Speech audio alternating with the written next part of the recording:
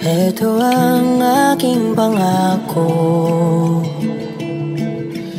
pag-ibig na di maglalaho. To be patient, to be kind and to be true, to love and to be loved by you. Ayura. Don Bell fans, ngayon lang napansin, Bell nakikipagpuyatan kay Donnie? Mukhang hindi talaga matutulog ang mga night shift na fanay ni Bel Mariano dahil sa sweet na paayuda niya kamakailan.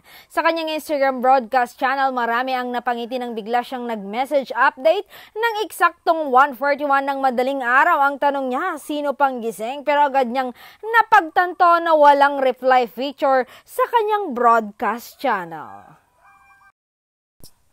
Maraming fans ang nag-react, kaya naman game na game si Bel na nagpadala ng follow-up message sa niya, pahinga na po kayo. Sa mga nagsiscore ng reels dyan, stop na muna, haha. Good night guys, I love you all. Nakakatawa talaga dahil hindi lang basta kwelang message kundi may paalala pa sa kanyang mga fanay na magpahinga na ang sweet. Nag-trending tuloy ang mga screenshot ng message ni Bel at maraming fanay ang natouch sa pagiging thoughtful niya. Ipinakita niya kung gaano siya ka-well-rounded at kung paano talaga niya pinapahalagaan ang connection niya sa kanyang mga fanay.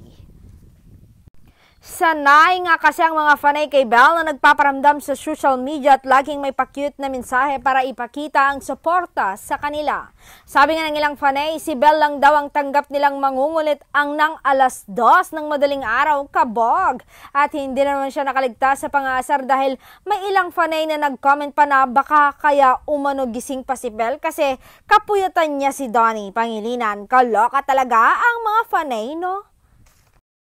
Kahit ano pa ang dahilan ng pagiging gising ni Bel ng madaling araw, ang mga pagod night message niya ay siguradong naghatid ng good vibes sa kanyang fanay kahit na may mga ilang na alimpungatan pa.